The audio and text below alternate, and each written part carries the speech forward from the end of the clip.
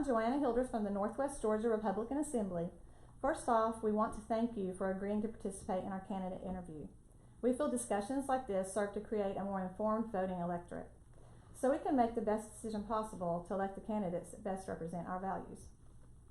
Also, due to the COVID-19 pandemic, we are respecting and obeying all CDC guidelines and practicing social distancing. Before we begin, you should know that each candidate for each office has received the exact same questions. We ask that you please keep answers to a reasonable time frame, using 2 to 3 minutes for each question. Just give the answers that you want to. There's no right or wrong answer, just your answer. So let's begin. Would you please introduce yourself and state the office and district, if applicable, that you're running for? My name is Ben Scott. I'm running for Commissioner for District 1 on the Board of Commissioners for Catoosa County. All right, so we'll start the questions now. The cities of Ringgold and Fort Oglethorpe have been advised by the Georgia Municipal Association, which is a non-government agency, to severely restrict local business operations during this COVID-19 crisis. Who is the County Commission taking advice from concerning COVID-19? Is it a department of the Georgia state government or a voluntary association that Catoosa is a part of? I'd say they're taking advice from the ACCG as well as from Governor Brian Kemp's office. Chairman Henry has stated that he's had conference calls with Governor Kemp's office regarding what actions should be taken and what actions he can take in Catoosa County. So I'd say he's taken information from there. I know that he's also consulted at the commission, or parts of the commission, has consulted with some professional physicians and that sort of thing. They've had a town hall regarding the virus and the effects that it has, of how it's affecting our county and what we can do to slow the spread of the virus. So I think he's taken advice, or has received information at least, from multiple sources, government agencies as well as private agencies. Do you agree with the approach that Governor Kemp has taken? I think this is unprecedented in what we're facing right now. We've never had a pandemic in the United States worldwide that affected the United States the way this is, at least in my lifetime that I can remember. This virus seems like people will say it's no worse than the flu. However, the more we see, the more we hear, we see that it's more infectious than the flu from what we understand. So I think that the actions that are taken have to be measured actions, but I don't think that our officials, having never dealt with this before, and the alarm that's being sounded from various hotspots like New York City, Seattle, Washington, where the first deaths were actually, I think Seattle, Washington, a nursing home there, where the first deaths were actually recorded. I don't think anybody knew the severity or the gravity of the situation at that time. I think that if there was a lot of personal responsibility comes into play here for people. There's been multiple requests for people to stay at home, to shelter at home, not necessarily an order, but I understand that Brian Kemp has come out with an order for people to stay at home. If people would practice the social distancing, and I think most people are from what I've seen, but there are still numerous people out and about. I know they've closed all the parks to try to limit gatherings to 10 people or less. So everything's being done that they can to try to limit the spread of it. However, it is a virus, and a virus can live on surfaces after you leave, so you don't know what you're doing to spread it. So the less contact you have with other people that may or may not be infected, the better. But the also unknown is that you may be asymptomatic and not even know you have it, and you're passing it on to other people. So I think we're learning as we go on this particular situation. Hopefully we'll learn some valuable lessons where we may be able to move things quicker, maybe take care of a more vulnerable population quicker than we have now, and make sure we know exactly who this is affecting. We all saw the spring breakers in Florida on the beaches, and then right after that there was so much uproar over that. They started closing beaches, and there's a severe problem in South Florida now too. So we're blessed, I think, here that we haven't had that many cases. So other parts of Georgia are severely affected by this, but we can see this continue to spread. And I think that is the reason that Brian Kemp took the actions that he's taken at this point to increase, trying to get people to do more, to stay home more. It's affecting our economy, it's affecting the way we react, it's affecting the way our daily lives are. People no longer shake hands, they greet each other from a distance now. So it is having an effect, and I don't know when society will return to a norm that we thought we had, or whether this is going to be a new normal, and I think that's yet to be determined. Okay, now we're going to move into more county-specific questions. What is the proper role of county government? Proper role of county government is to ensure that the citizens of Catoosa County and their health and welfare is assured. They should be an authority to make sure that the county citizens receive what they need, that when they move to Catoosa County, they move here for a reason. People that's been here for years have lived here for years and stay here for a reason. They want good education, they want safety and security, they want good infrastructure, they want low taxes, everything everybody wants.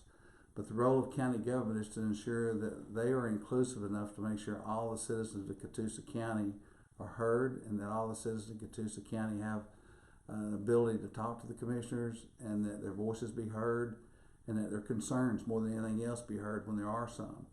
Over the last several years, I've begun to see more and more people attending county commission meetings, and that's great because I think that citizen involvement, and I consider myself to be an involved citizen, is more. If there's more is better. When people are there, they know what's going on.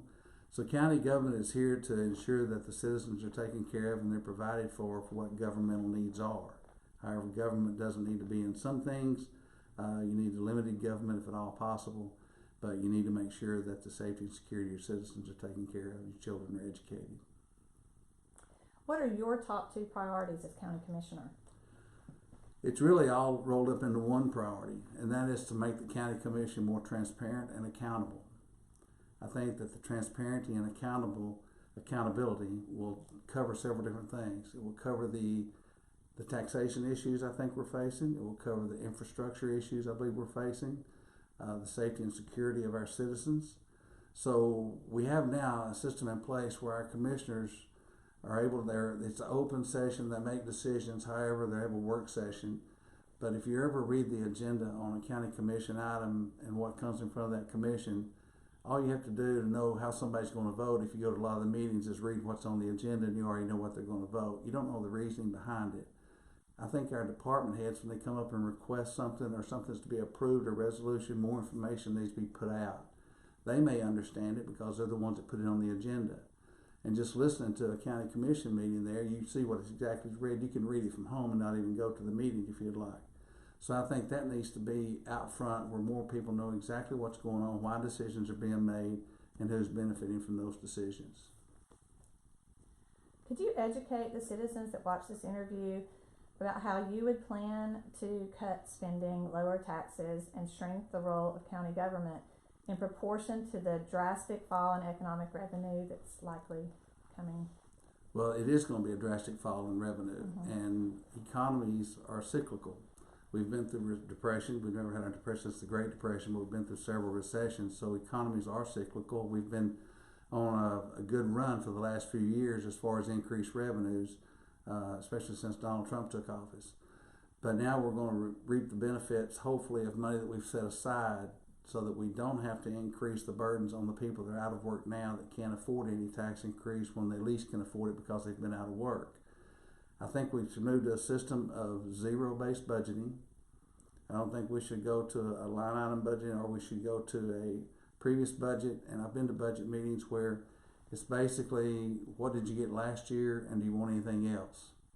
I think every budget for every county department should be severely scrutinized each and every year. I think you should see what the personnel needs are and what have changed. Simply because I had the county table of organization, you received 30 people in your department last year doesn't mean that you need 30 more this year. But generally the budgets are just repeated, and I've attended budget meetings. I have spoken up at commission meetings against budget items where I saw a budget was cut that I thought was for political reasons, and asked them to table a budget vote until that could be reviewed. But it wasn't. They went ahead and voted on the budget anyway.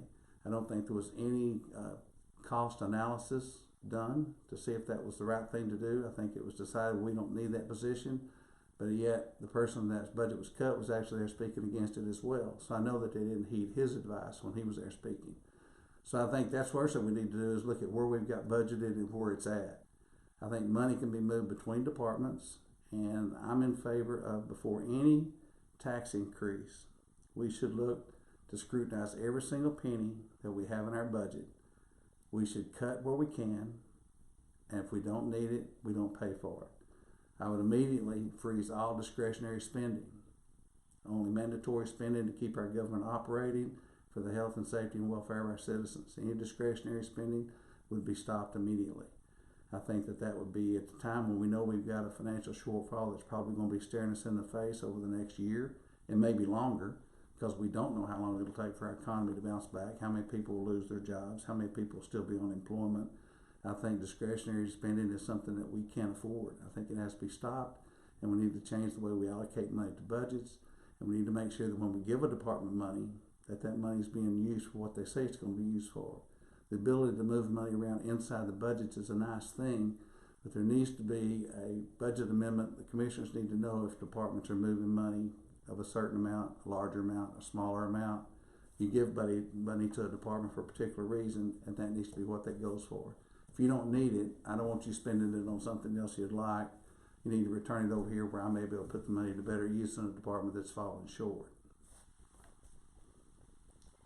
Will you pledge here on video that you will never raise Catoosa County citizens' taxes via millage rate increase, use of local option sales taxes, or increased spending? Well, millage rates and local option sales taxes, SPLOST, E-SPLOST, are all very interesting to me. I have made my feelings known about that by appearing at commission meetings and speaking against those taxes. I have at budget meetings, I've spoke against them. I think everybody that knows me knows that I'm for lower taxes and as much as possible. I don't like hypothetical situations where you say you absolutely never will, because if it comes down to where that you have to have something for the health and safety and security and welfare of your county to take care of your citizens, you don't know what that's going to be. You can't take the money from the citizens though because you like to have something and it's nice to have. You can't do that. I'm for lower taxes. I'm for cutting money before any tax increase is even considered. I know that there was a millage decrease last year, but the year before that, or earlier, a few months before that, they tried to put in a SPLOST on the ballot. There was a loss there for 1 cent sales tax. Well, for the people that had a millage rate decrease, for me personally, mine worked out to $6 a month. Is what it worked out to.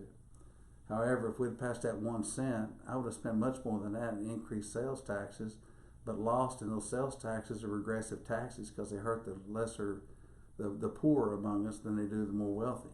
Because if you're on $20,000 a year and you're spending $300, on groceries, the 4% Georgia sales tax may not affect that, but the loss, the E-SPLOST and the SPLOST actually goes on that.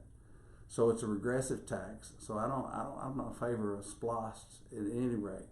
However, our county has chosen in past administrations that they're using a SPLOST, and I think it's a supplementary budget without the controls of a regular budget. Because if you read the SPLOST, they can move that money and buy certain things with it. It's in certain departments. We've built buildings. We've added on.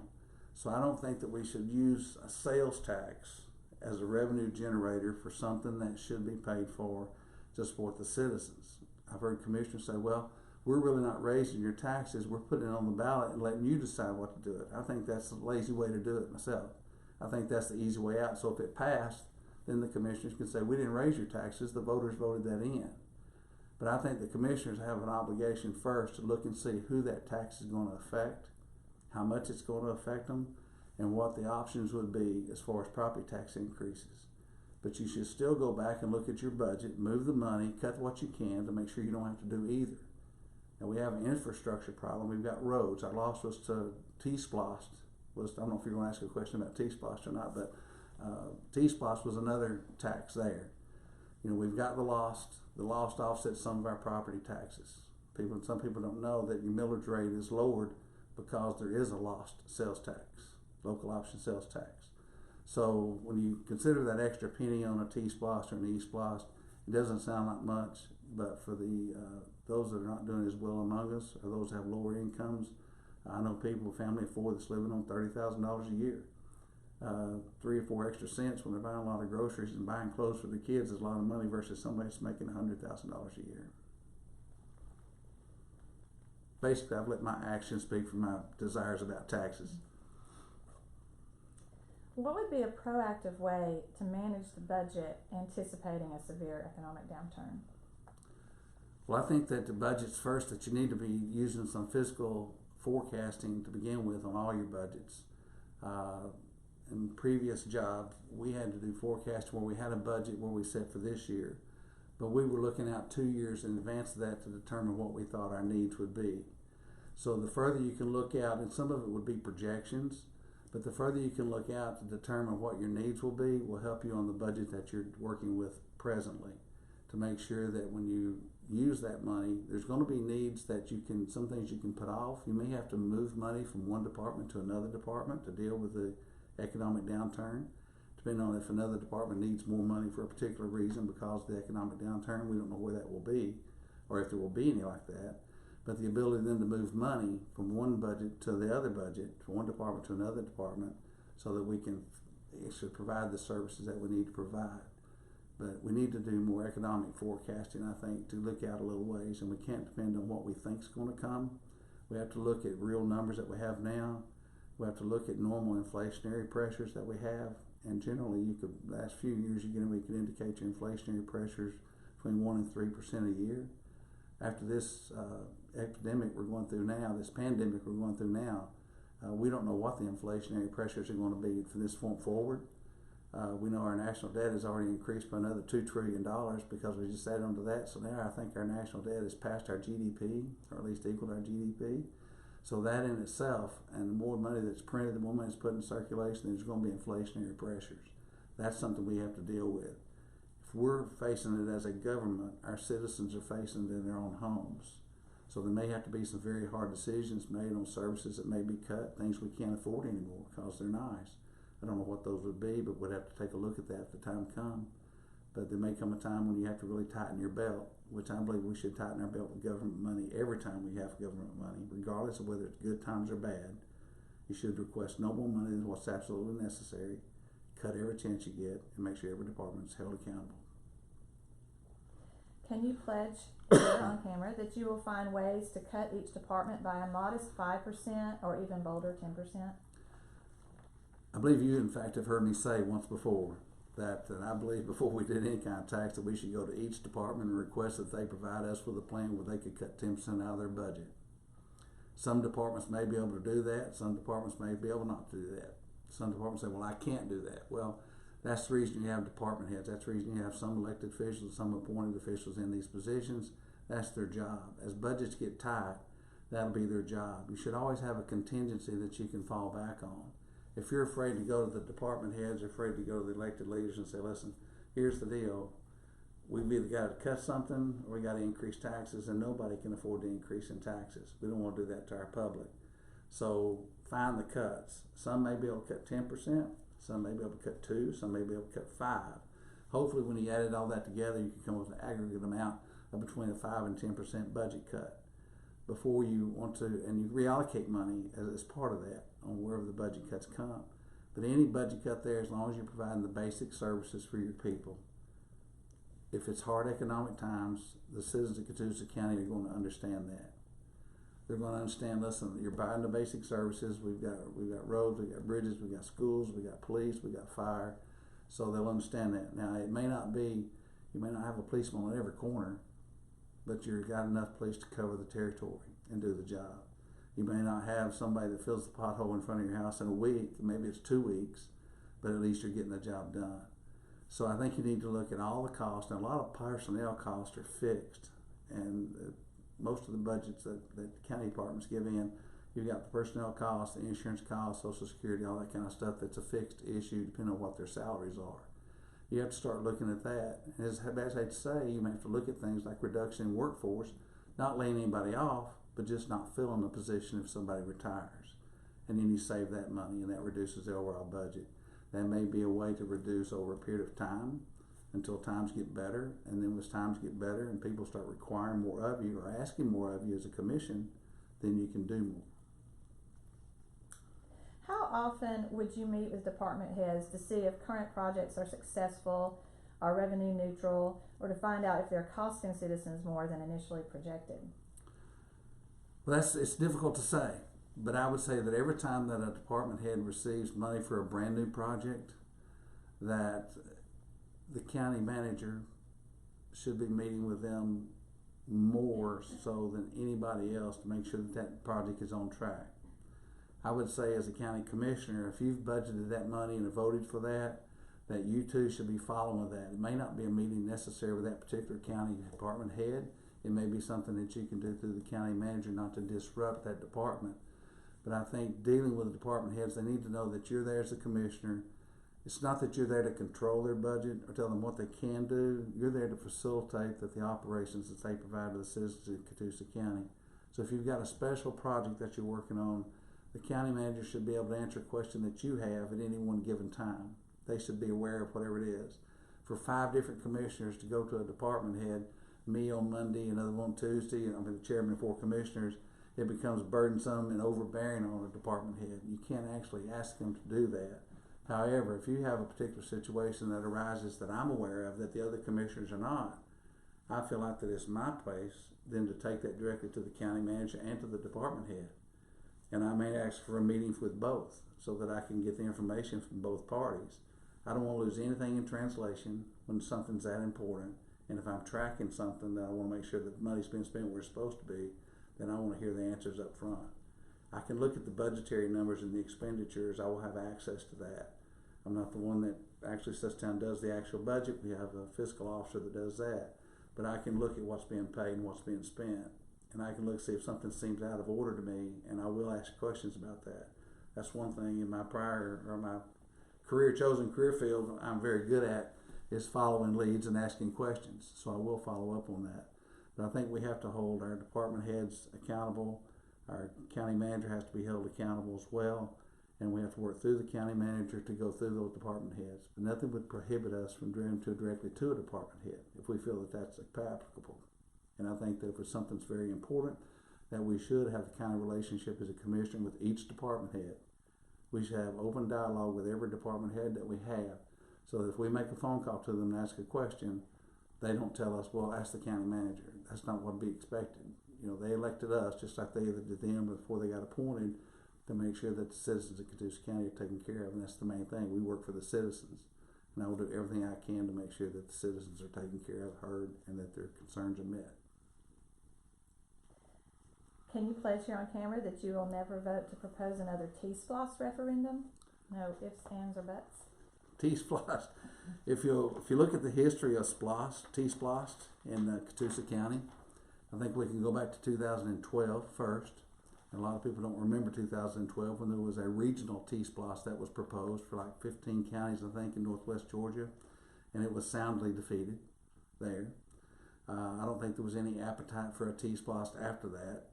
And the T-SPLOS then was put on the ballot again about a year and a half ago in a special election. And that T-SPLOS there was also roundly defeated. Now, I've heard people say that, well, not everybody come out and voted because it was a special election.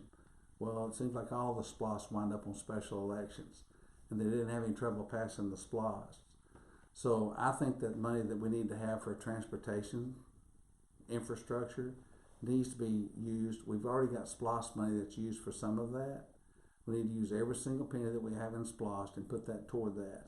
If we can save $100,000 out of our maintenance and operation budget, it may cost, I think somebody heard the figure, $200,000 to pave a mile of road. How much does it cost to fill a pothole to make your roads where you can actually travel your roads, to make them feasible to drive on where you're not dropping your wheel off into a 6-inch hole someplace? So how far would that $100,000 go just so you can provide some maintenance on your roads before you look at ways to borrow money on a T-SPLOS? And that's exactly what would have happened, I believe, is once the T-SPLOS is approved, we see other SPLOS that are approved. As soon as they're approved, we start borrowing money against it before it's even collected. I don't think we should spend. And they'll say, well, inflation, if we don't borrow it, then inflation will get us then. Well, you're still having to pay interest on the money at some point. Now, interest is cheap right now. I understand that. Maybe it's cheaper than the inflation. But I think we shouldn't spend money before we have it in hand. As far as the T-SPLOS, I have no intentions of putting any T-SPLOS on the ballot. I was against the last one. I was against the one in 2012. I felt like the one in 2012 particularly was bad for us because I think we would have only received 25% of that money back. So if we provide more tax revenue than another county, this money was going to other counties, not necessarily here. Now, the T-SPLOS, the last one, was specifically for Catoosa County. But I didn't see any efforts prior to that to find the money to start the road repairs before they put it on there. I felt like that it was ill-advised. I felt like that when it's put on there, it was done, and there was no community involvement. And that's the other things. I think that when you do something that's significant like that, if the commissioners had gone out into the community, even if it's just one commissioner in his particular voting precincts or his district, and had meetings with his citizens and get the citizens' feelings on what they want to do with this, how they want to handle it, and you had a true list of projects of what you're going to do. And when I appeared against the T-SPLOST, that's one of the things that I said. We have no idea exactly where this money's going to go. We have, well, there's this roads and that roads, and then all of a sudden there was a list that showed up that this is what it was. Then the next thing you know, there's a bridge we're going to build. So it looked like they were throwing more and more at it so that it would get passed, even though the commissioners can't say whether they're for it or against it once it goes on the ballot. They're not supposed to lobby for or against and let the public make their mind. But we should do our homework prior to even putting it on the ballot. You're not lobbying for it against it at that point. You're trying to get a gauge of your citizens and what they want. If they want you to move money, want you to put more money or follow your public works budget closer, make sure that all money, we got federal match monies coming in. Our census is very important in that. People don't realize that. It may change how many representatives we get, how many we lose, how much money we get from the federal government. But all that has to be taken into consideration. I have no intention of putting a T-SPLOST on the ballot. As Commissioner, will you vote to return public meetings to previous policy that allowed spontaneous appearances from concerned citizens? That's an affirmative. That's a yes. That's a firm yes. And I also made an appearance at the commission, and I consider myself, and even on the information I'm putting out to the public for this election bid for myself for this position, that I don't consider myself to be a politician, but that I am an involved citizen. I've stayed involved over the last 8-10 years after I retired from my previous job, and I made an appearance that I didn't feel like, even though they could do it, I didn't feel like they should do it. I didn't think it was necessary. We've heard people referred to as the regulars that come talk.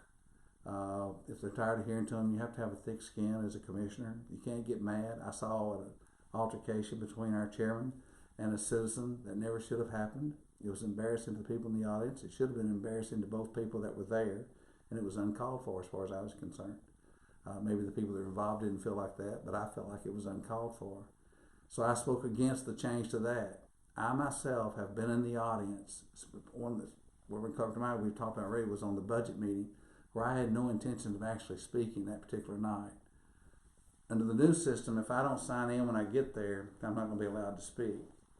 Well, when other people started speaking and talking about the budget issues, I decided that I was moved myself, so I wanted to get up and speak. Under the new system, I wouldn't have been able to do that.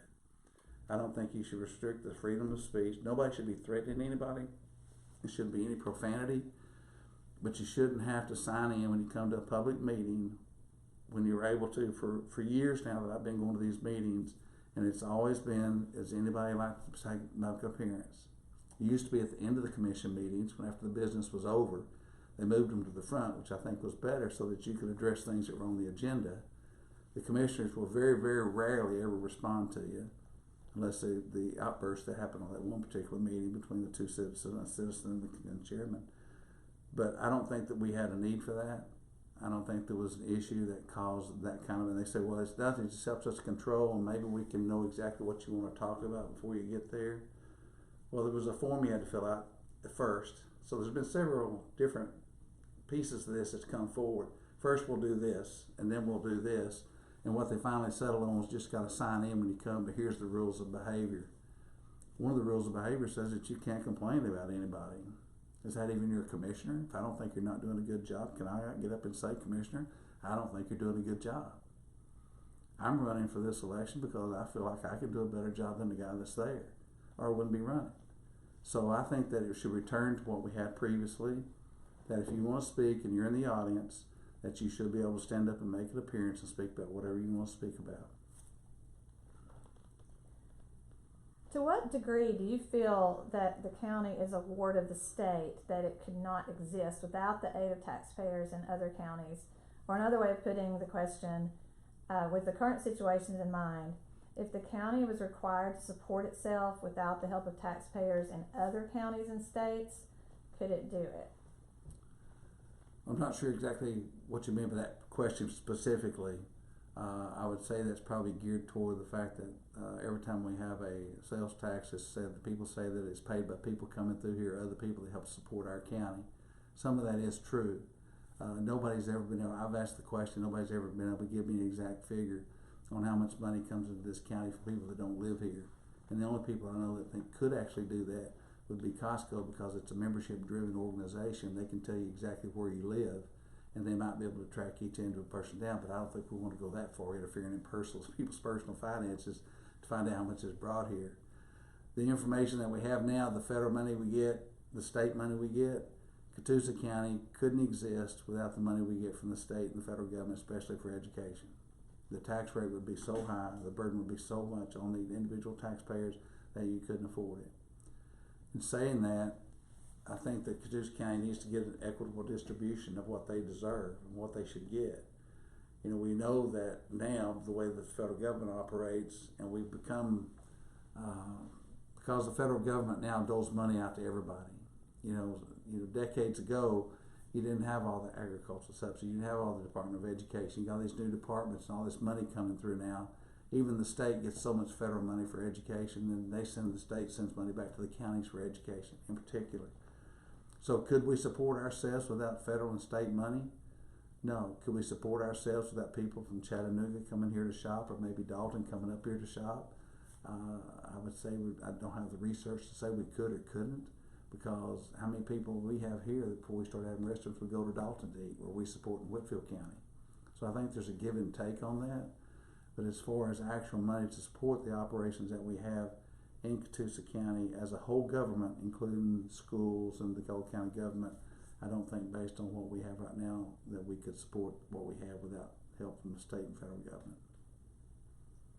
Our economic development investments, such as working with the Chamber of Commerce, maintaining dues with Senator Mullis's regional authority, or the creation of the new economic development department, paying off for the citizens who fund them? We've had the Catoosa Economic Development has been a department that's existed in Catoosa County government for a long time. The only two entities that were doing that were actively involved, where money was involved, was the Catoosa County Economic Development and then the Northwest Georgia Joint Development Authority, to my knowledge.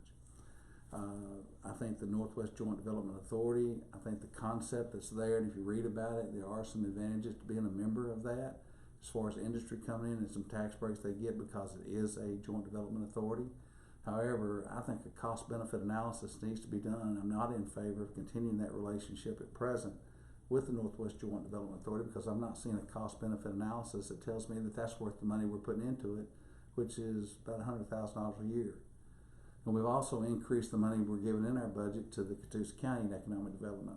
We've hired a new director of that at I think a double the salary of what the previous person was, to do more economic development. Now, he's closely associated with the Northwest Georgia Development Authority, and now we've also included some expenditures over to the Chamber of Commerce. Now, the Chamber of Commerce, Catoosa County may very well have been a member of the Chamber of Commerce, as any good government entity would be, because Chamber of Commerce is supposed to support economic development and increased, business, that sort of thing. But now we've provided money to them to provide us additional services. I don't know that we're not getting into a point where we're having overlapping services, even though I read and was there the night that they read exactly what they would be doing. There would be no overlap of services. I think that we would have to go back and look and do, and there again, it goes back to doing a detailed cost-benefit analysis of where the money's going, what it's going for. Was that job already being done? And if it wasn't, and now that it is, did it reveal results? If it didn't, it needs to be cut and go away. So our development, we need development. Our industry here returns more money to the government on taxes than what a residential property tax pays.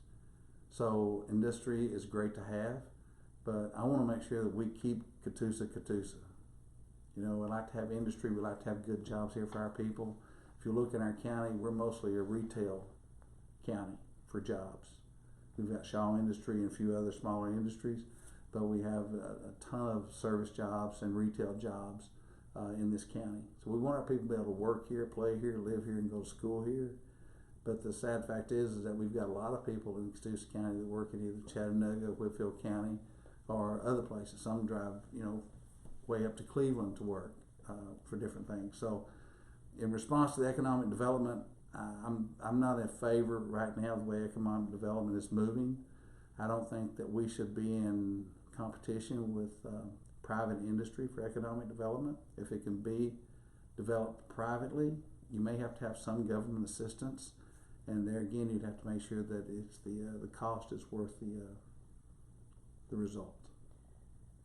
Could you please share some examples of businesses that have emerged due to any of these economic development partnerships that you feel would provide jobs that pay a living wage or more than household wages so the average income rises? And is that jobs that were brought to us because of one person's particular actions, or because of these partnerships? These partnerships. Mm-hmm. Well, I know that we have Costco. Now, Costco, before I got involved in the political arena, Costco was already on its way here. I think Costco has been a benefit there. I'm not sure as far as Costco that there was any North Georgia Joint Development Authority there. I was at a meeting when they came forward and talked about people that were expanding plants like Shaw. I think that plant was expanded anyway, without any involvement there. So Publix grocery store, it's in Fort Oglethorpe. It's a great store. There's a lot of jobs there. We've seen some restaurants emerge. We've seen some other hotels emerge. But I don't know that anything that we have there was because of a particular relationship with the Northwest Georgia Joint Development. And I don't know how much involvement our Catoosa County development had on that. I know Fort Oglethorpe, the mayor there worked real hard on Publix grocery store, and it's in the city of Fort Oglethorpe. So I know they worked real hard on getting that there. So particular jobs and increase of jobs, I couldn't point to one specific incident at this point. I'd do some research on that and find out. But again, if it costs us more than the benefit we're getting from it, should we be doing it? A lot of citizens want to know how we arrived at a place where roads were so underfunded for so long that we had to opt for another sales tax. Do we have enough money through lost, and general revenue to fund road construction for the next 5 years?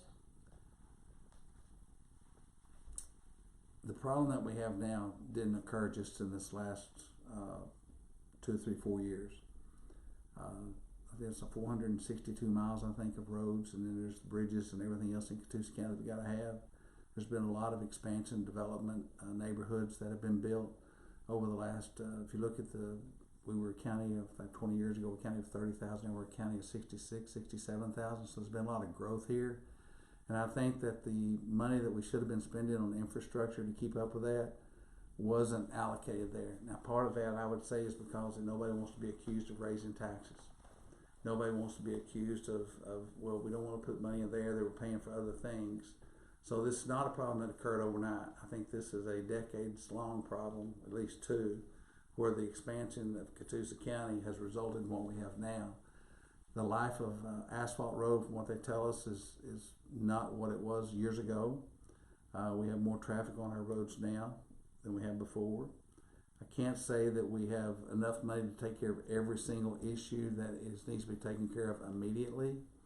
I think we have to go back to a strategy of maintenance, and instead of maybe paving a road that's going to cost us $3 million, if we could maintain that road in acceptable shape to where we can also take some of that money and put to other roads that aren't getting any attention, that's what we should do. So we may not be able to pave as many roads, but I think we can move money to where we can actually provide the maintenance. I know Catoosa County, they actually invested in their own paving machine. I've seen a little bit of paving there. Maybe we should see if we can do a little bit more paving with our own machine.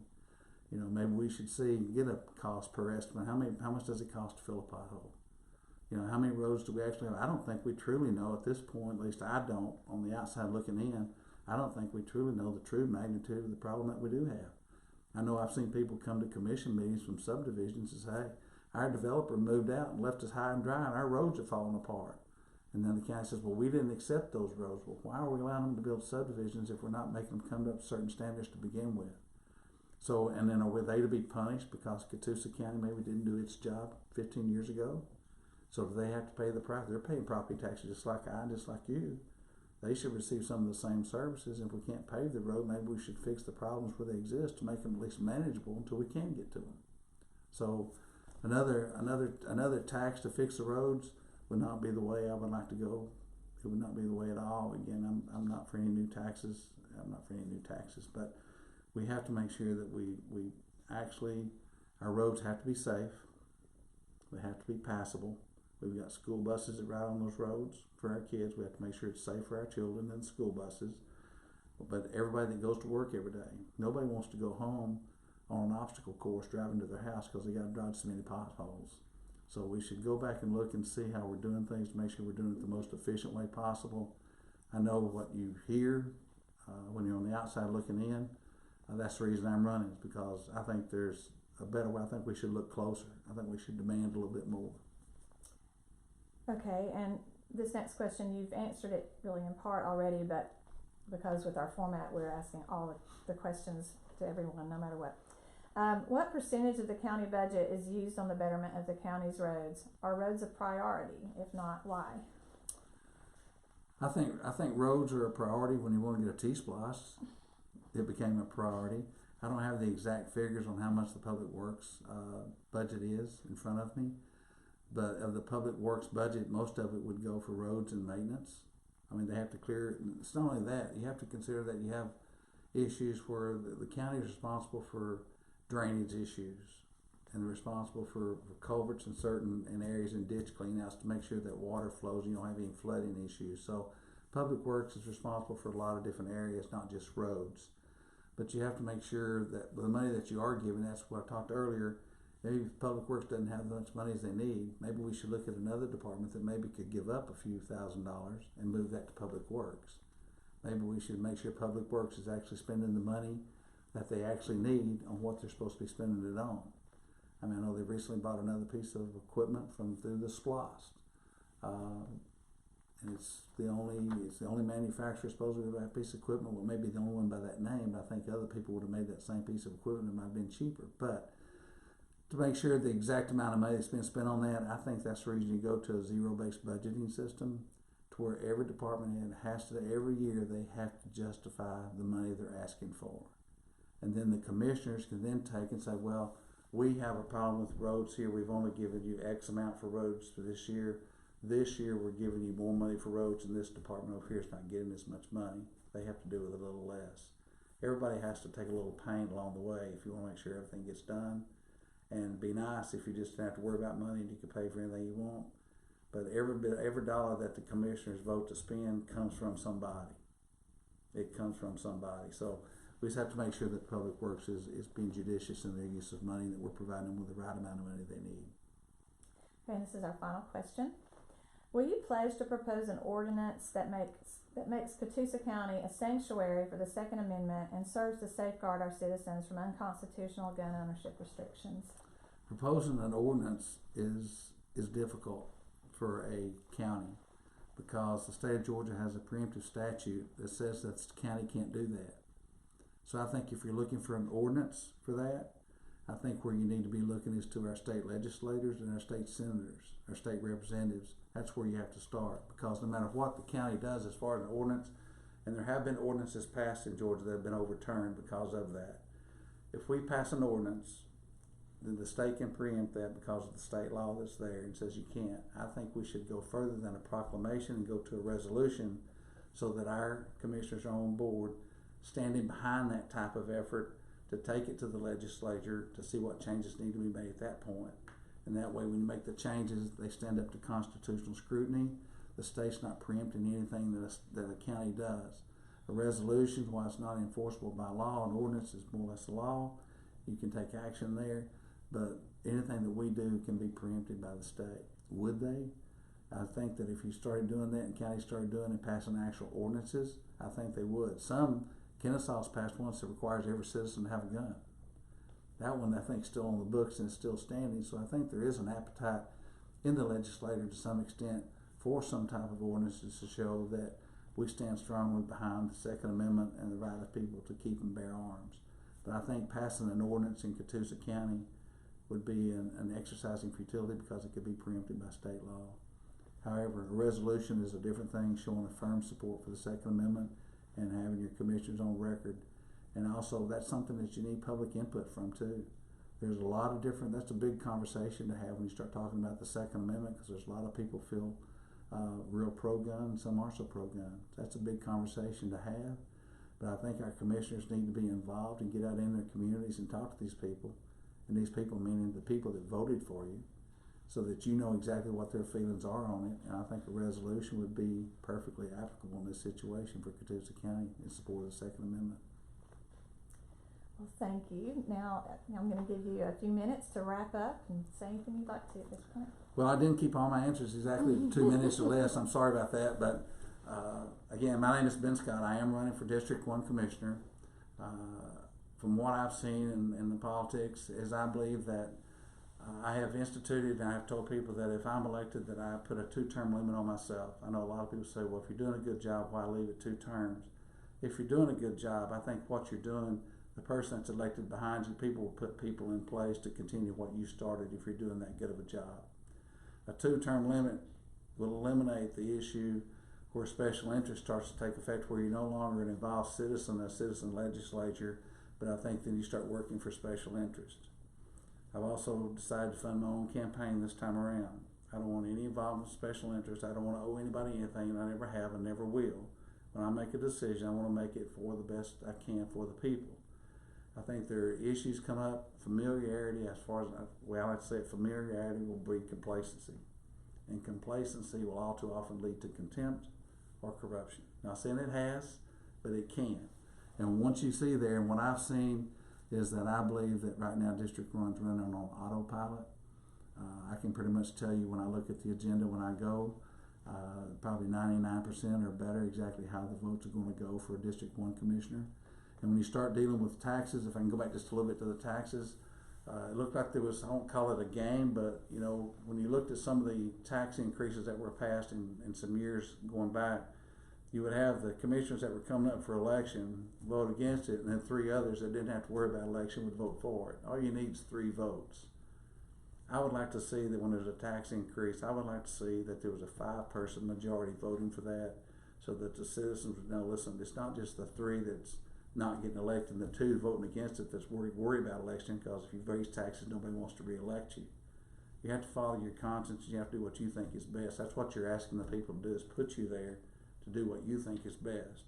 So on any kind of tax issue, I'd like to see a 5-person majority. It very rarely ever happens.